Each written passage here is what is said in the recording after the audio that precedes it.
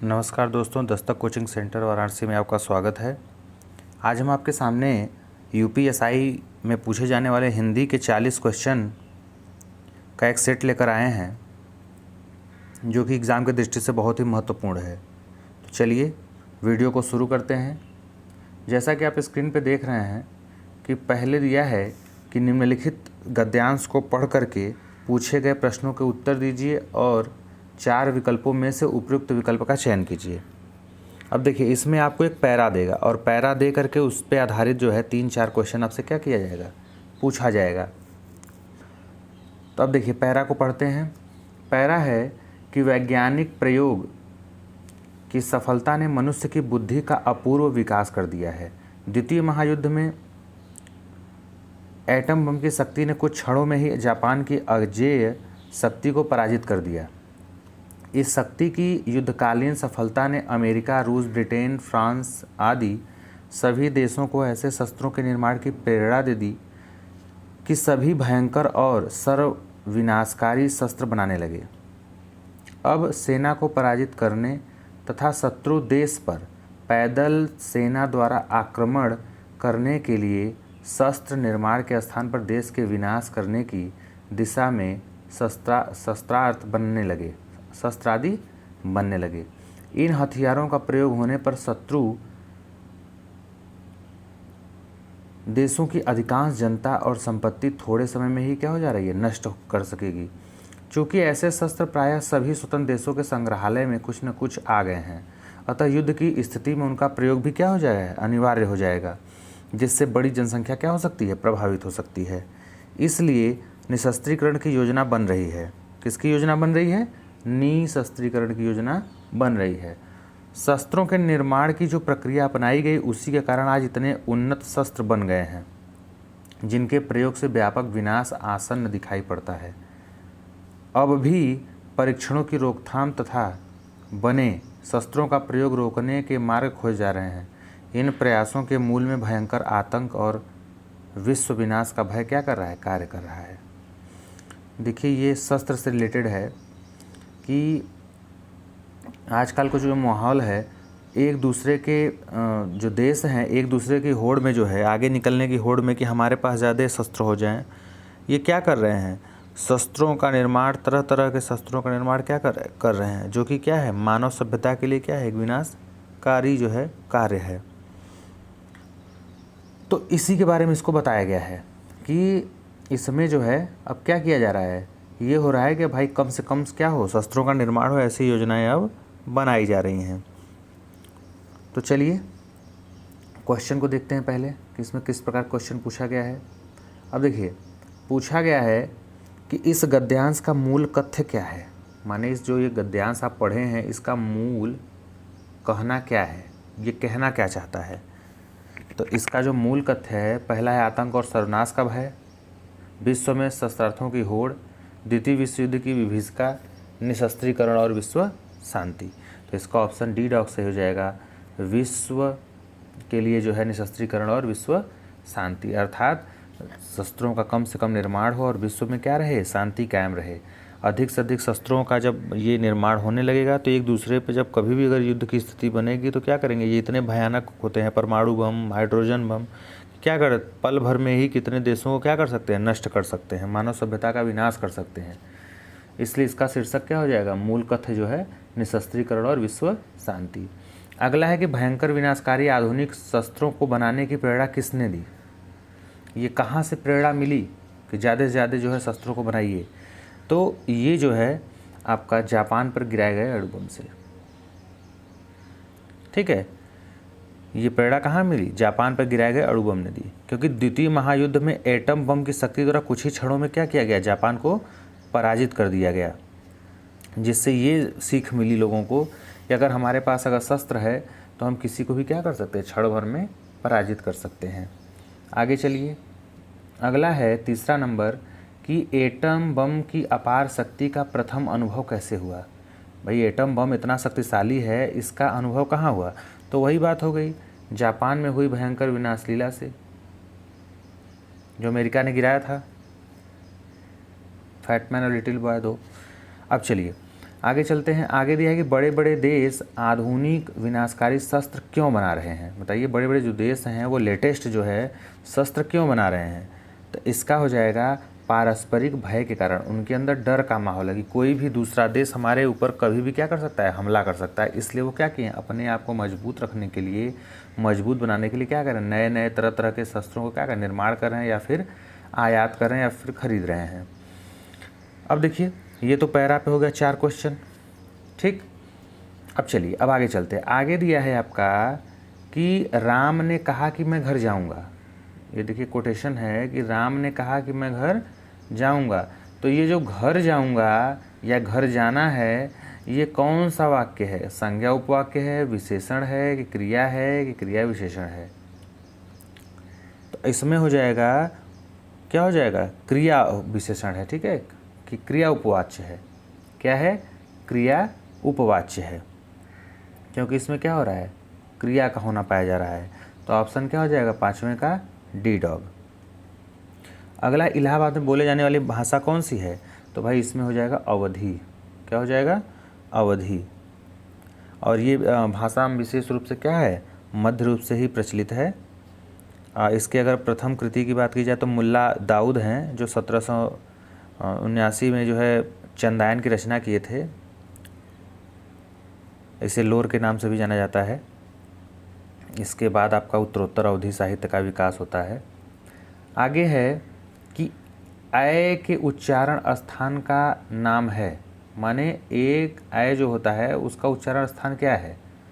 तो अय का उच्चारण स्थान हो जाएगा कंठ तालव्य। क्या हो जाएगा, कंठ तालव्य। आपसे एग्जाम में ये भी पूछता है कि किस वर्ण का जो है उच्चारण स्थान क्या है। जैसे एक ट्रिक है के टी एम डी ओ। अब देखिए समझिएगा, जैसे इसको ऐसे बोलते हैं एटीएम दो, तो हम ए की जगह के कर दिए हैं, केटीएम दो। अब इसका क्या मतलब, जैसे क वर्ग जितना ऐसे क ख ग घ से क से अंग तक होता है ना, तो ये क्या हो जाएगा आपका कंठ। के से कंठ, टी से तालु, यम से मूर्धा, डी से दंत, ओ से ओष्ठ, तो केटीएम दो।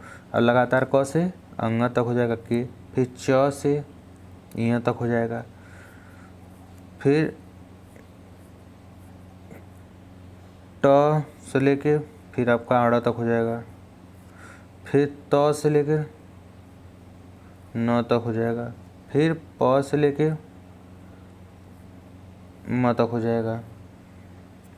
तो ये क्या हो जाएगा, ट्रिक हो जाएगा केटीएम दो, कंठ तालु मूर्धा दंत ओष्ठ। आगे चलते हैं। आगे आपसे संधि विच्छेद पूछा है किसका, उड्डयन का। आपको बताना है कि उड्डयन में कौन सा संधि विच्छेद सही होगा। उड्डयन में आपका क्या होगा, कौन सा संधि विच्छेद सही होगा। तो अब देखिए, पहला है उत धन डयन, दूसरा है उड धन डयन, तीसरा है उद धन अयण, उत धन अयण। तो 8वें का जो आंसर बनेगा आपका सही वो बनेगा ए उत धन डयन। क्या हो जाएगा, उत धन डयन। और अगर आपसे ये पूछे कि उड्डयन में कौन सी संधि है, तो ये क्या हो जाएगा, व्यंजन संधि है, क्योंकि देखिए यहाँ पे त आया है, ठीक है, आधा त। अब आप जानते हैं आप कि जब आधा त या, ठीक है, आधा द के बाद, ठीक है, ड आए या फिर ढ आए, तो क्या हो जाता है, त और द के स्थान पे, इन दोनों के स्थान पे ड हो जाता है। क्या हो जाता है, ड। तो उड्डयन हो जाता है त और द के स्थान पे, ठीक। चलिए आगे चलते हैं। चूरन किस प्रकार का शब्द है, जैसे देशज विदेशज ये सब पूछता है ना, तो चूरन कैसा शब्द है। तो चूरन आपका क्या है, तद्भव शब्द है। ये न तो देशज है, न तो तत्सम है, न अर्ध तत्सम, ये क्या है, तद्भव शब्द है। क्योंकि इसका अगर आप तत्सम देखेंगे चूरन का, तो चूर्ण होता है। क्या होता है, चूर्ण। चूरन का अगर तत्सम देखेंगे तो चूर्ण होता है। क्योंकि तत्सम किसे बोलते हैं, आपको पता है कि वे शब्द जो संस्कृत से सीधे सीधे हिंदी में क्या होते हैं, प्रयुक्त हो जाते हैं, वो क्या कहलाते हैं, तत्सम। और तद्भव जो संस्कृत से उत्पन्न होकर हिंदी में प्रयोग किए जाते हैं तद्भव कहलाते हैं। आगे है 10 नंबर, चौकड़ी भूल जाना। चौकड़ी भूल जाना मुहावरे का अर्थ है, तो इसका अर्थ हो जाएगा राह न सूझना। क्या हो जाएगा? ए ऑप्शन, राह न सूझना। आगे दिया है वैमनस्य का विलोम है, तो वैमनस्य का विलोम हो जाएगा सौमनस्य। क्या हो जाएगा? सौमनस्य। आगे है जस दूल्ह तस बनी बराता। अब देखिए, जस दूल्ह तस बनी बराता, इसका अर्थ हो जाएगा जैसे दूल्हा वैसा बारात, या जैसे खुद वैसे साथी। तो इसका ऑप्शन बी हो जाएगा, जैसे खुद वैसे साथी। जस दूल्हा, जैसा दूल्हा वैसा बारात।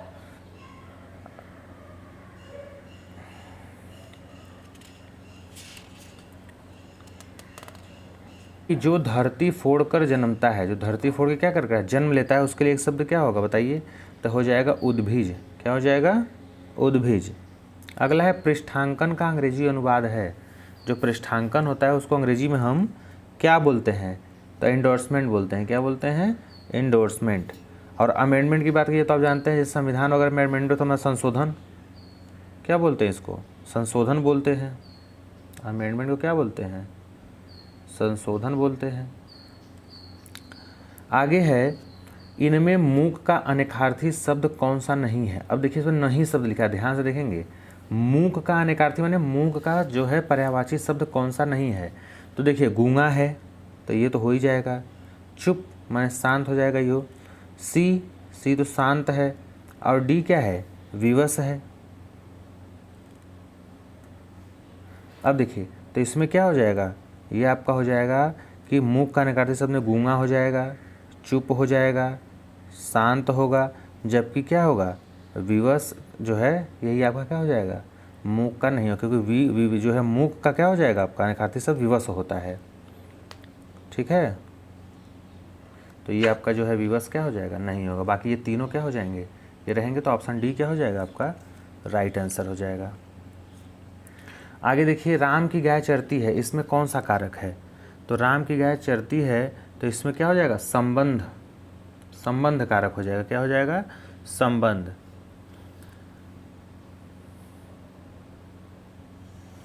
आगे चलते हैं, नेक्स्ट। वह बहुत अच्छा लड़का है, इसमें कौन सा सर्वनाम है? तो इसमें हो जाएगा आपका निश्चयवाचक। ठीक है, इसमें क्या हो जाएगा? निश्चयवाचक सर्वनाम हो जाएगा, क्योंकि किसी व्यक्ति अथवा वस्तु के द्वारा जब निश्चयता का जो है बोध हो, तो उसे हम क्या कहते हैं? निश्चयवाचक सर्वनाम कहते हैं। ठीक है, आगे चलते हैं। 18 नंबर पे, अनुमान का विशेषण क्या होगा? अनुमान का विशेषण क्या होगा? तो अनुमान का जो विशेषण होगा वो अनुमानित हो जाएगा। क्या हो जाएगा? अनुमानित। 19 नंबर देखते हैं, जब पानी बरसता है तब मेढक बोलते हैं। अब इसमें जो है जब पानी बरसता है, कौन सा वाक्य है? ये पूरा है वाक्य, जब पानी बरसता है तब मेढक बोलते हैं। ठीक है, तो इसमें पूछ रहा है आपसे कि इसमें जो है कौन सा वाक्य है? जब पानी बरसता है, संज्ञा है, विशेषण है, क्रिया है, क्रिया विशेषण है। तो 19 का सी हो जाएगा आपका क्या? क्रिया विशेषण, क्रिया विशेषण। आगे चलते हैं 20 नंबर पे। अब इसमें दिया है कि इनमें से स्वर्ग का पर्यायवाची नहीं है, माने 3 स्वर्ग के पर्यायवाची होंगे, एक नहीं होगा।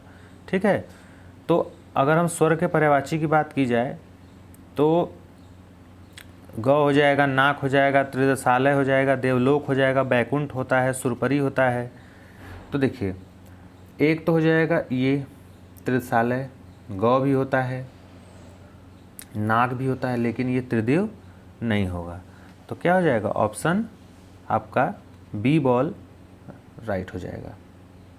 ये नहीं है, बाकी ये तीनों क्या है? ये तीनों है। आगे चलते हैं अगले क्वेश्चन पे। अगला क्वेश्चन है कि महादेवी वर्मा को किस पुस्तक पर ज्ञानपीठ पुरस्कार मिला था? भाई, महावीर वर्मा को किस पुस्तक के लिए ज्ञानपीठ पुरस्कार मिला था? निर्जा के लिए, कि निहार के लिए, कि रश्मि के लिए, कि यामा के लिए? तो आपको पता होना चाहिए कि जो है यामा के लिए क्या है, महादेवी वर्मा को ज्ञानपीठ पुरस्कार मिला था, यामा के लिए। संस्मरण और रेखाचित्र लेखिका के रूप में महादेवी वर्मा का स्थान जो है जाना जाता है जो है हिंदी साहित्य में। इनकी अगर अन्य रचनाओं की बात की जाए तो निर्जा है, रश्मि भी है, आपका सांध्य गीत भी है, ऐसे ऐसे तरह के हैं, निहार है। लेकिन इसमें जो इनको ज्ञानपीठ के बारे में पूछा है तो यामा हो जाएगा। क्या हो जाएगा? यामा। ये बहुत ही प्रसिद्ध रचना है यामा। आगे चलते हैं, सुमित्रा में प्रत्यय कौन सा है? सुमित्रा में जो प्रत्यय पूछा है आपसे वो कौन सा है? तो इसमें आ प्रत्यय है। क्या है? आ। तो 22 का क्या हो जाएगा? ए हो जाएगा। अगला है, साकेत महाकाव्य के रचयिता कौन है? जयशंकर प्रसाद हैं कि मैथिली शरण है कि सुमित्रानंदन पंत हैं कि नागार्जुन है? तो आपका 23 का क्या हो जाएगा? सी, मैथिली शरण गुप्त। ठीक है। और इनका उपनाम क्या है मैथिली शरण गुप्त का? रसिकेंद्र। आगे देखिए, अगला क्वेश्चन में चलते हैं 24 नंबर पे। 24 नंबर दिया है कि जो कवि लोकप्रिय होता है उसका सम्मान सभी करते हैं। इस वाक्य का सरल वाक्य क्या होगा? जो कवि लोकप्रिय होते हैं उसका सम्मान क्या करते हैं? सभी लोग करते हैं। तो इसका जो है सरल वाक्य क्या होगा? तो 24 का बी वाला हो जाएगा, लोकप्रिय कवि का सम्मान सभी करते हैं। क्या करते हैं? सभी करते हैं। अगला है, सरासर में कौन सा समास है? तो सरासर में आपका हो जाएगा सी, अव्ययी भाव। क्या हो जाएगा? अव्ययी भाव। सरासर में कौन सा समास है? अव्ययी भाव समास है। क्योंकि अव्ययी भाव की समास की विशेषता यही होती है कि इसमें पहला पद क्या होता है? प्रधान होता है, और सामासिक पद जो होता है या समास पद अव्यय होता है। क्या होता है? अव्यय, जिसका व्यय न हो। ठीक है। अब जैसे अव्ययी भाव की अगर बात की जाए, जैसे दिनों दिन, रातों रात, ऐसे करके। चलिए आगे देखते हैं। आगे है, मैंने रमेश से पत्र लिखवाया। मैंने रमेश से पत्र लिखवाया। इस वाक्य में लिखवाया कौन से प्रकार की क्रिया है? ठीक है, क्रिया आपसे पूछा है तो हो जाएगा प्रेरणार्थक क्रिया। क्या हो जाएगा? प्रेरणार्थक क्रिया। आगे देखते हैं नेक्स्ट 27 नंबर। कवि मलिक मोहम्मद जायसी द्वारा रचित पद्मावत की भाषा क्या है? ये बहुत ही फेमस महाकाव्य है। ये आपका मलिक मोहम्मद जायसी द्वारा जो पद्मावत लिखा गया है, तो इसका आपका हो जाएगा बी, अवधी भाषा में। किस भाषा में? अवधी भाषा में। क्योंकि जो जायसी थे, मलिक मोहम्मद जायसी साहब, वो भक्ति काल के निर्गुण प्रेमाश्रयी शाखा के सूफी कवि थे। ठीक है। और पद्मावत में क्या है? पद्मावती की प्रेम कथा का रोचक वर्णन है, जिसमें रत्ससेन की जो है पहली पत्नी नागमती के वियोग का अनूठा क्या है? वर्णन है। तो यही सब है।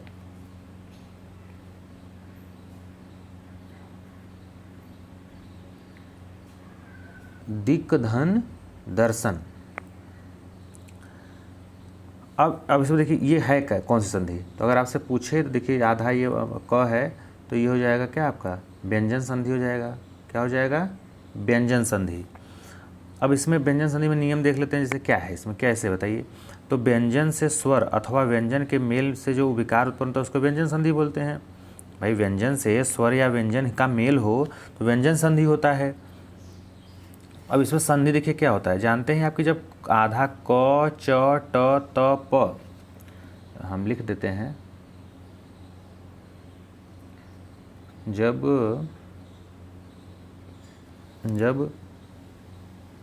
आधा क, आधा च,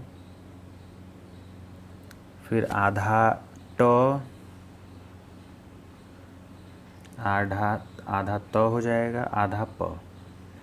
जब क, च, ट, त, प के बाद किसी वर्ग का तृतीय या चतुर्थ, किसी वर्ग का तृतीय या चतुर्थ, जब कचर्तप के बाद किसी वर्ग का तृतीय या चतुर्थ हो आए, या य, र, ल, व या कोई स्वर आए, तो कचर्तप के स्थान पर ही वर्ग का तीसरा वर्ग हो जाता है। क्या हो जाता है? इसका तीसरा हो जाता है। क्या हो जाएगा? तीसरा हो जाएगा। जैसे क के बाद क्या है? क वर्ग के बाद त वर्ग का तीसरा वर्ग द होता है, तो इसीलिए क का क्या हो जाएगा? ग।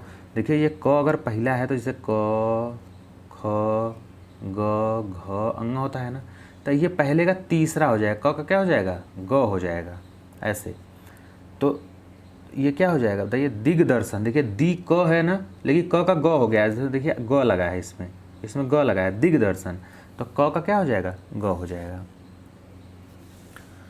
चलिए अगले क्वेश्चन पे चलते हैं। अगला है, शुद्ध वर्तनी चुनिए। कि कौन सा सही सही लिखा गया है। आशीर्वाद को देखिए 4 तरीके से क्या किया गया है, लिखा गया है। तो हमारा जो राइट आंसर बनेगा वो पहला बनेगा आशीर्वाद। अगला है आँखों में धूल झोंकना। आँखों में धूल झोंकना का सही जो है मुहावरे का अर्थ क्या होगा, तो ये हो जाएगा ऑप्शन बी बाल, धोखा देना। क्या हो जाएगा, धोखा देना। अगला है श का उच्चारण स्थान है, बड़ा श की इसका उच्चारण स्थान आपसे पूछा है, तो ये बी बाल हो जाएगा तालु। क्या हो जाएगा, तालु। आगे चलते हैं और ये भी जानते रहिए, जैसे विसर्ग का अगर आपसे उच्चारण स्थान पूछे तो विसर्ग का उच्चारण स्थान कंठ होता है। क्या होता है, कंठ।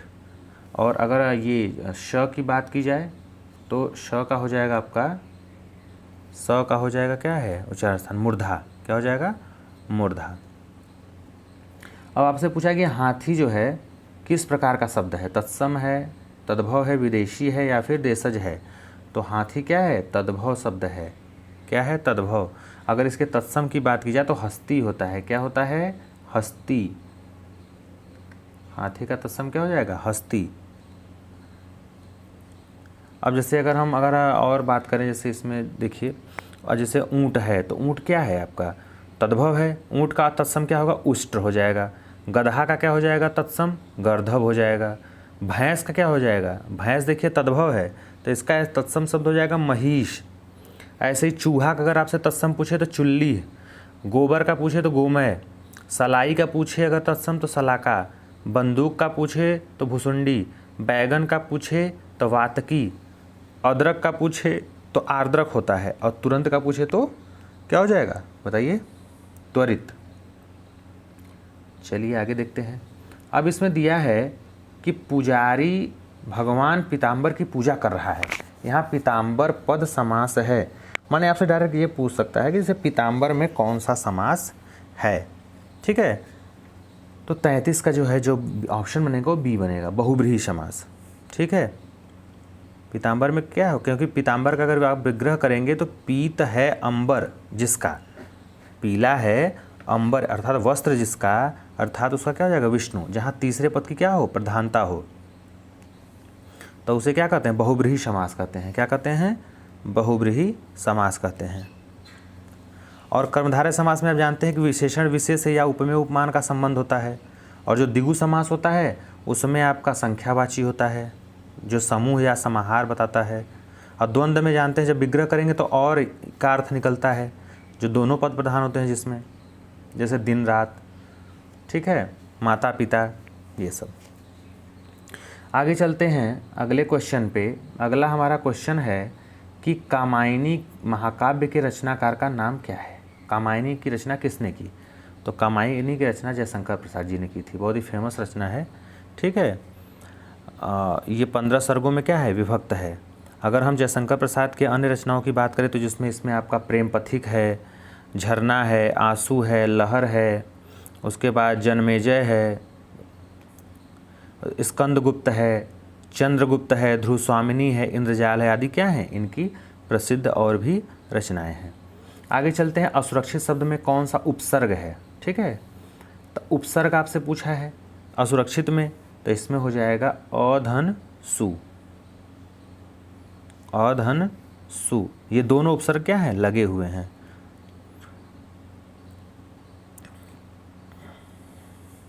आगे चलते हैं नेक्स्ट अगले क्वेश्चन पे।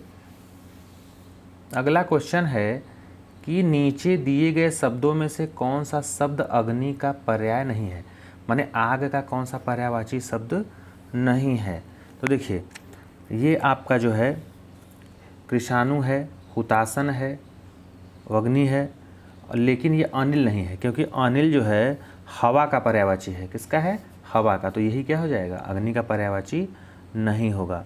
क्योंकि अगर हम हवा के अन्य पर्यायवाची की बात करें तो इसमें वायु आता है, समीर, मारुत, वात, बयार, प्रकंपन, समीरण, पवन आदि आता है। और अग्नि की बात करें तो अग्नि का आ जाएगा इसमें, अगर अग्नि की पर्यायवाची की बात की जाए तो आग होता है, वही होता है, पावक होता है, अनल होता है, अनिल नहीं होता है, अनल होता है, वायु सखा होता है, दहन होता है, धूमकेतु होता है, कृषाणु है। ये सब ऐसे तरह तरह के क्या होते हैं, आपके पर्यायवाची शब्द होते हैं। आगे दिया है कि जो ब्रैकेट में ये दिया है ये कुछ इस प्रकार से इसका, इस विराम चिन्ह का मतलब क्या है? हर विराम चिन्ह का मतलब होता है, तो इसका जो है क्या मतलब है? तो देखिए, योजना विराम है कि अल्प विराम है कि अर्ध विराम है कि निर्देशक विराम है? तो यहाँ ऑप्शन हो जाएगा अर्ध विराम। क्या हो जाएगा? अर्ध विराम।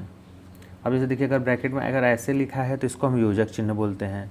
अगर बस कामा रहता तो इसको हम बोलते अल्प विराम, ठीक है। और अगर देखिए ये दो ऐसे करके और एक सीधी लाइन ऐसे खींच दे तो इसको हम बोलते हैं, क्या बोलते हैं? निर्देशक चिन्ह। क्या बोलते हैं? निर्देशक चिन्ह। खड़ी पाई रहेगा तो ये पूर्ण विराम हो जाएगा। प्रश्नवाचक तो आप जानते ही हैं ऐसे होता है। और अगर ऐसे इन्वर्टर का मैं देखिए जैसे दो ठो लगा रहता है ना, ऐसे एक इधर से एक इधर से, तो इसको दोहरा उद्धरण चिन्ह बोलते हैं। क्या बोलते हैं? दोहरा उद्धरण चिन्ह बोलते हैं। चलिए नेक्स्ट पे चलते हैं। अगला क्वेश्चन है कि कोई आदमी धन की चाहत रखता है तो कोई संतान की, तो उपर्युक्त वाक्य के आधार पर नीचे दिए गए कौन से शब्द भेद अशुद्ध हैं? माने इसके आधार पर कौन से शब्द भेद क्या है? नीचे अशुद्ध हैं। कोई आदमी धन की चाहत रखता है तो कोई संतान की, ठीक है। अब इसी के बारे में पूछा है कि कौन से शब्द भेद अशुद्ध हैं। तो देखिए, यहाँ प्रथम बार कोई शब्द विशेषण और दूसरी बार सर्वनाम के रूप में प्रयोग हुआ है। क्या है? पहली बार जो है इसमें कोई शब्द, कोई देखिए इसमें दो अर्थ है ना आपका, देखिए आप देखेंगे इसमें तो एक तो कोई आदमी है और फिर दूसरी बार कोई का प्रयोग हुआ है, ठीक है। तो इसमें जो शब्द भेद है, एक का अर्थ दूसरा है, दूसरे का अर्थ क्या है? दूसरा निकलेगा। तो जो प्रथम बार प्रयोग हुआ है ये विशेषण, क्या है? विशेषण। और जो दूसरी बार कोई शब्द प्रयोग हुआ है वो सर्वनाम के रूप में है। किसके रूप में? सर्वनाम के रूप में है। तो आप जानते हैं कि जब किसी शब्द का प्रयोग संज्ञा के पहले होता है तो उसे सार्वनामिक विशेषण के रूप में जाना जाता है, ठीक है। तो अब इसमें क्या हो जाएगा? इसमें आपका ऑप्शन सी हो जाएगा, दोनों बार आया कोई शब्द सर्वनाम है। 38 का क्या हो जाएगा? सी। दोनों बार जो आया शब्द है वो क्या है? सर्वनाम ही है। आगे चलते हैं 39 नंबर क्वेश्चन पे। 39 नंबर कह रहा है कि महाधन ईस का संधि विच्छेद या संधि रूप क्या होगा? अगर महा और ईस को हम जोड़ दें तो संधि कौन सी बनेगी, या निम्नलिखित में से किस संधि को तोड़ने पर महाधन ईश क्या होगा? बनेगा। अब देखिए, तो इसका क्या हो जाएगा? आप जानते हैं कि महेश का संधि विच्छेद महाधन ईश होता है। क्या होता है? महाधन ईश। तो हमारा क्या हो जाएगा? सी राइट आंसर। और महेश में कौन सी संधि है? तो आप कहेंगे कि ये गुण संधि है। क्या है? गुण संधि है। क्योंकि जब ह्रस्व या दीर्घ अ के बाद कोई असमान अगर स्वर आए, जैसे ई ऊ री, तो ये क्रमशः क्या होता है? ए हो जाता है, ओ औ अर हो जाता है, ठीक है।